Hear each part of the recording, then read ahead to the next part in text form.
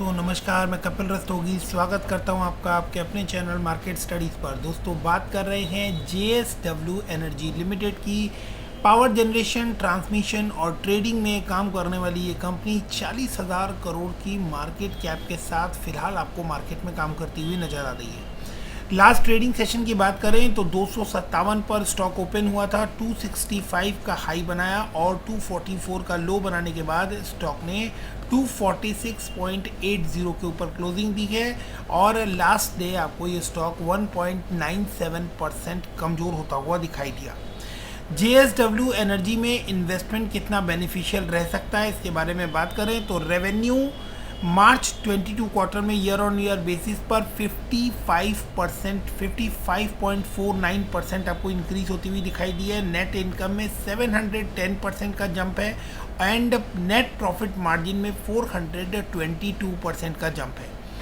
Detail में समझते हैं कि JSW एनर्जी जो है वो आपको कर्नाटका, महाराष्ट्र, नंदयाल और सल्बोनी के अंदर काम करती हुई नज़र आती है। 6 मेजर इलेक्ट्रिसिटी प्रोजेक्ट इनके पास हैं जो कि total 4,559 megawatt of power generate करते हैं। तो काफ़ी बेहतरीन कंपनी है और काफ़ी बड़ा काम है। पूरा JSW एनर्जी ग्रुप और इसकी सब्सिडरीज आपको पावर जनरेशन के अंदर काम करती हुई नज़र आती है। इनके बड़े प्रोजेक्ट्स की बात करें तो बारमार में 1080 मेगावाट, रत्नागिरी में 1200 मेगावाट, विजयनगर में coal on gas 860 megawatt, Baspa 2 hydro project काम कर रहे हैं 1319 मेगावाट, नांदयाल में 18 मेगावाट और solar capacity across location 10 megawatt. तो सोलर एनर्जी के अंदर भी इनकी सोलर कैपेसिटी जो है वो भी 10 मेगावाट की है और इसके अंदर भी अब JSW एनर्जी आपको कदम रखती हुई दिखाई दे रही है। लॉन्ग टर्म PPAs क्या है इनके? PPAs क्या होता है? जब पब्लिक प्राइवेट पार्टनरशिप होते हैं तो पब्लिक प्राइवेट पार्टनरशिप एग्रीमेंट जो है वो कौन से हैं? Presently the company has long term PPAs of 81% of its total capacity while the balance is being sold on short-term margin basis. Out of the total capacity under long-term PPAs, 98% is undertake to pay agreement and the balance 2% is on fixed charge. Right? तो आपको ये इनके 98% जो हैं ये यहाँ पर give and take basis पर है, जैसे रिक्वायरमेंट होगी वैसे, एंड 2% ऑन फिक्स चार्जेस हैं। इसके अलावा यहाँ पर जो चीज़ देखने वाली है वो ये है कि transformation of portfolio. The company aims to double, company का एम क्या है? The company aims to double its power capacity from 4.6 gigawatt to 10 gigawatt with an aim to increase percentage as of installed capacity of renewable energy and hydro energy from 30 to 60-70% of total installed capacity over the medium term. Right? तो renewable energy की तरफ आपको जो transformation होता हुआ दिखाई दे रहा है और हाइड्रो एनर्जी की तरफ जो चेंज आता हुआ दिखाई दे रहा है उसमें इनका टारगेट 30 to 60-70% तक जाने का है। यानी कि 4 to 6 गीगावाट से 10 गीगावाट तक कंपनी एम कर रही है आने वाले समय के अंदर आपको वहाँ तक पहुँचने की।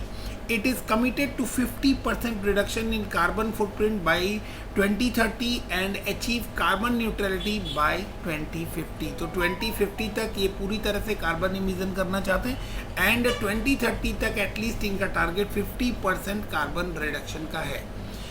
तो कंपनी इस तरह की सोच के साथ काम करती हुई नज़र आ रही है। 40,000 करोड़ की मार्केट कैप यहाँ पर हमें देखने को मिल रही है। 40,632, 247 का करंट प्राइस, 409 का ईयरली हाई और 110 का ईयरली लो। 10.8 का ROE जो है वो इतना अट्रैक्टिव नज़र नहीं आता, हालांकि डबल डिजिट ग्रोथ यहाँ पर स्टिल इन्होंने मेंटेन की हुई है 11% के आसपास, बट ये इतना अट्रैक्टिव देखने में नज़र नहीं आ रहा है। हालांकि 2020 से स्टॉक ने मोमेंटम पकड़ी है तो माइट भी आपको कुछ समय बाद इनका ROE जो है वो इम्प्रूव होता हुआ नज़र आ सकता है। डेट की बात करें तो 8,943 करोड़ रुपए का डेट है इनके ऊपर और ROC 12.2% का यहाँ पर देखने को मिल रहा है। फेस वैल्यू 10 रुपीज़ की है, यानी अभी तक कोई स्प्लिट या कोई और चेंज इसके अंदर आपको आता हुआ दिखाई नहीं दिया है। डिविडेंड जो है वो 0.81% का है। डिविडेंड बहुत शानदार नज़र आता है। प्रमोटर की होल्डिंग जितनी अलाउ है, मैक्सिमम लिमिट 75% उतनी ही है, 74.7%, लेकिन उसके अंदर से 12.2% जो है वो प्लेज की हुई है।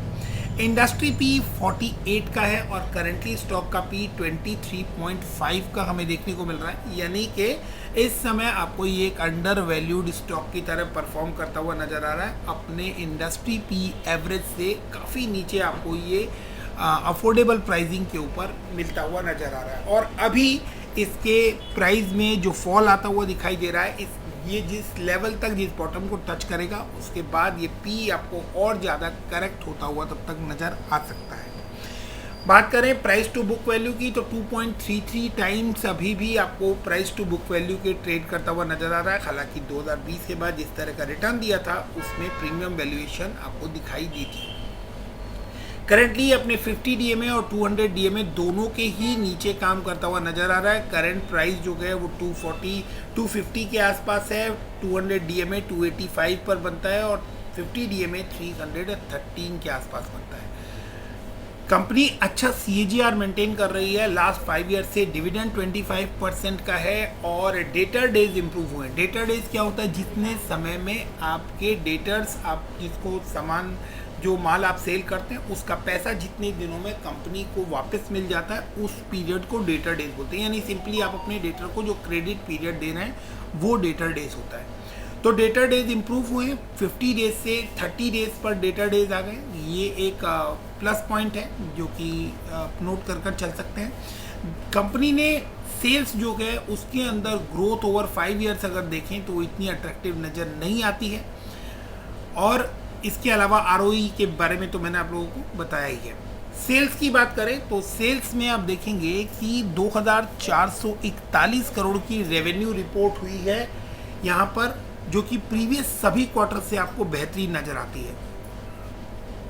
4 डिजिट में आपको ऑपरेटिंग प्रॉफिट जाता हुआ नज़र आ रहा है। और उससे भी बड़ी बात यह है कि ऑपरेटिंग प्रॉफिट के जो मार्जिन्स हैं वो 46% के निकल कर आ रहे हैं। पावर जनरेशन में 46% का मार्जिन जो है एक हेल्दी मार्जिन आपको देखने को यहाँ पर मिल रहा है। इसके अलावा बात करें नेट प्रॉफिट की, तो 864 करोड़ का नेट प्रॉफिट रिपोर्ट किया है मार्च 22 में। तो बहुत ही शानदार क्वार्टर रहा इनके लिए मार्च 22। और दिसंबर से कंपैरिजन करें तो 324 करोड़ था और मार्च 21 से कंपैरिजन करें तो सिर्फ 107 करोड़ था। यानी कि प्रॉफिट जो है वो आपको 800 टाइम्स और 800 टाइम्स आपको जंप करता हुआ नेट प्रॉफिट नज़र आया है क्वार्टरली बेसिस पर, सेम क्वार्टर लास्ट ईयर। बात कर ले ईयरली परफॉर्मेंस की, तो जब हम ईयरली परफॉर्मेंस को एनालाइज करते हैं तो 8000 करोड़ की रेवेन्यू रिपोर्ट हुई है, 8161 करोड़। तो रेवेन्यू जो है वो ईयरली बेसिस पर आपको इस साल प्रीवियस ईयर से बेटर है, बट उससे प्रीवियस ईयर से अगर कंपैरिजन करें तो आपको थोड़ी लैग करती हुई नज़र आ रही है। यही वो रीज़न है जिस वजह से आपको इस स्टॉक के ऊपर फिलहाल दबाव आता हुआ दिख रहा है। तो ईयरली परफॉर्मेंस बहुत ज़्यादा मैटर करती है, इस चीज़ को हमें ध्यान रखना चाहिए। हालांकि मार्जिन्स जो हैं वो काफ़ी बेटर निकल कर आ रहे हैं। अगर लास्ट 5 ईयर में कंपैरिजन करें तो लास्ट 5 ईयर्स के सबसे बेहतरीन ऑपरेटिंग प्रॉफिट्स यहाँ पर हमें देखने को मिल रहे हैं। 44% के ऑपरेटिंग मार्जिन्स निकल कर आ रहे हैं, जो कि प्रीवियस सभी ईयर्स से आपको बेटर देखने को मिल रहे हैं। 2238 करोड़ के प्रॉफिट बिफोर टैक्स हैं, जो कि प्रीवियस सभी ईयर से आपको बहुत बेहतरीन नज़र आ रहा है। और नेट प्रॉफिट 4 डिजिट में 1729 करोड़ के देखने को मिल रहे हैं। EPS की बात करें तो 10.51 का EPS है, जो कि अभी प्रीवियस सभी ईयर से आप देख सकते हैं यहाँ पर, प्रीवियस सभी ईयर से आपको यहाँ पर ज़्यादा EPS देखने को मिल रहा है। डिविडेंड पे आउट जो है वो इस साल 19% का है मार्च 22 तक, जो कि प्रीवियस सभी क्वार्टर से आपको कमज़ोर नज़र आ रहा है। तो यहाँ पर आप देख सकते हैं लास्ट ईयर 41% का डिविडेंड था, 24% का डिविडेंड था और इस साल 19% का डिविडेंड है। तो डिविडेंड में हालांकि बेहतरीन डिविडेंड पे कर रहे हैं प्रीवियस ईयर्स में अगर हम कंपैरिजन करें तो, लेकिन इस साल डिविडेंड जो है वो 19% हमें देखने को मिला है। बाकी पैरामीटर्स पर देखें तो स्टॉक प्राइस CAGR बहुत शानदार नज़र आता है। रिटर्न और इक्विटी थोड़ा निराश करती है।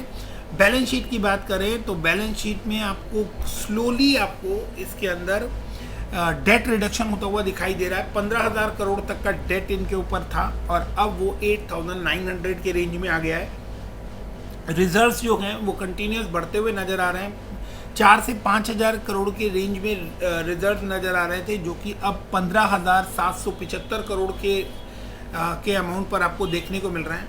इसके अलावा जो मेन पॉइंट है वो ये है कि शेयर होल्डिंग पैटर्न में 12.26% के प्लेज के साथ 74.66% प्रमोटर के पास है। FIIs ने इसके अंदर बिकवाली की है और तकरीबन 0.20% की बिकवाली यहाँ पर हमें देखने को मिल रही है, 5.51% से 5.36%। और बात करें तो प्रीवियस 2 क्वार्टर से आपको मार्जिनली बिकवाली आती हुई दिखाई दे रही है इस स्टॉक में। DIIs की बात करें तो DIIs ने अपना स्टेक इसके अंदर बढ़ाया है और पब्लिक ने भी इसके अंदर पैनिक सेलिंग की है। तो पब्लिक ने और FIIs ने इसके अंदर सेलिंग की है, जबकि डोमेस्टिक इंस्टीट्यूशनल इन्वेस्टर्स ने इसके अंदर नेट में बाइंग की है। तो ये ओवरऑल स्ट्रक्चर है जो कि ये बताता है कि इस स्टॉक में किस तरह की मजबूती है। ईयरली परफॉर्मेंस की बात करें तो थोड़ी परफॉर्मेंस रेवेन्यू फ्रंट पर आपको जो है वो कूल डाउन होती हुई दिखाई दे रही है, लो होती हुई दिखाई दे रही है, लेकिन मार्जिन्स काफ़ी अच्छे निकल कर आ रहे हैं। इस बात को हमें ध्यान रखना चाहिए, लेकिन रेवेन्यू का बढ़ना भी बहुत ज़्यादा ज़रूरी है। लास्ट क्वार्टर की बात करें तो बहुत शानदार परफॉर्मेंस रही थी, लेकिन ईयरली बेसिस पर थोड़ा लैग करता हुआ जो ये स्टॉक है आपको नज़र आ रहा है। फिलहाल बात करते हैं चार्ट पर टेक्निकल एनालिसिस की। तो अब वो इम्पॉर्टेंट फेज है जिसको आपको बिल्कुल भी मिस नहीं करना चाहिए, तो थोड़ा ध्यान से चीज़ों को समझने की कोशिश कीजिएगा। नवंबर के बाद से ये स्टॉक आपको अपवर्ड ट्रेंडिंग के अंदर यहाँ पर दिखाई दे रहा है। आप देख सकते हैं एक अपवर्ड ट्रेंड है यहाँ पर, और इस ट्रेंड पर आप यहाँ पर देख पाएंगे कि इस स्टॉक ने मल्टीपल टाइम आपको इस रेंज के अंदर, इस रिग्रेशन को अगर हम ध्यान से देखेंगे तो मल्टीपल टाइम्स आपको ये स्टॉक इन लेवल्स पर रेजिस्टेंस फेस करता हुआ नज़र आ रहा है। और सेम आप इसके बॉटम में देखेंगे तो यहाँ आपको सपोर्ट लेता हुआ नज़र आ रहा है, देन अगेन यहाँ पर आपको सपोर्ट आता हुआ नज़र आ रहा है।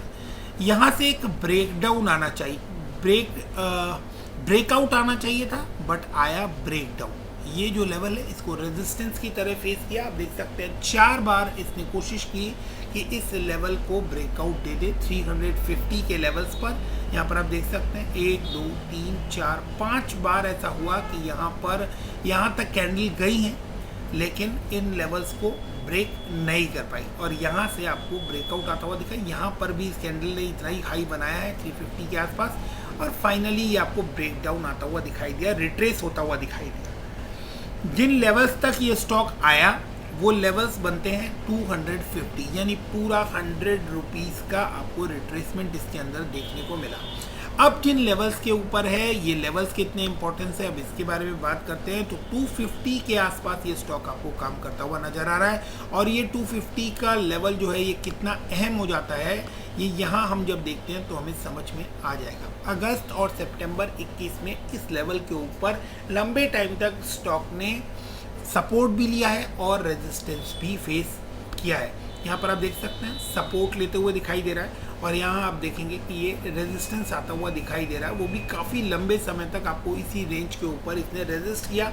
यहाँ एक ब्रेकआउट आया और फिर इसी लाइन के ऊपर आपको ये सपोर्ट लेता हुआ दिखाई दिया जिन लेवल्स पर रेजिस्टेंस था, और फिर आपको एक बड़ी रैली देखने को मिली थी जब स्टॉक आपको 400 प्लस जाता हुआ दिखाई दिया था।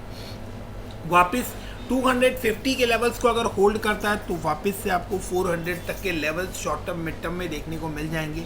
अगर मार्केट की जो वॉलेटाइल कंडीशन है, जिस तरह से मार्केट गिरती हुई नज़र आ रही है, तो नेक्स्ट बेस्ट सपोर्ट लेवल जो आपको दिखाई देता है वो 215 रुपये के आसपास है। आप यहाँ देख सकते हैं जहाँ पर ऑलरेडी इसने एक बड़ा सपोर्ट लिया था। तो ये लेवल्स जो बनते हैं, इन लेवल्स पर ये डेफिनेटली एक सपोर्ट लेता हुआ दिखाई देगा। हालांकि अभी की बात करें तो 247 के ऊपर है, एक कैंडल आपको इसके ऊपर नज़र आ रही है और एक कैंडल इसके नीचे नज़र आ रही है। 3 से 4 दिन की कैंडल्स जब बन जाए तो आप उसके बेस को टैली कर लीजिए। अगर वो अपवर्ड मूवमेंट में हो तो आपको इसके अंदर अभी अपवर्ड ट्रेंड देखने को मिलने वाला है। और अगर 3 से 4 दिन की कैंडल इस लेवल्स को तोड़ देती है, यानी 250 के लेवल्स के नीचे नीचे ही आपको क्लोजिंग देना स्टार्ट करती है, तो फिर आप क्लियर कर सकते हैं कि ये 215 रुपये के लेवल्स टच करेगा। लॉन्ग टर्म के लिए स्टॉक को होल्ड करना सीखिए। लॉन्ग टर्म में ही स्टॉक के अंदर बड़ा पैसा बन सकता है। जो इसके डीप सपोर्ट बनते हैं वो 165 and finally worst to worst scenario में लास्ट सपोर्ट जो है वो 115 रुपये तक भी ये स्टॉक आता हुआ दिखाई दे सकता है।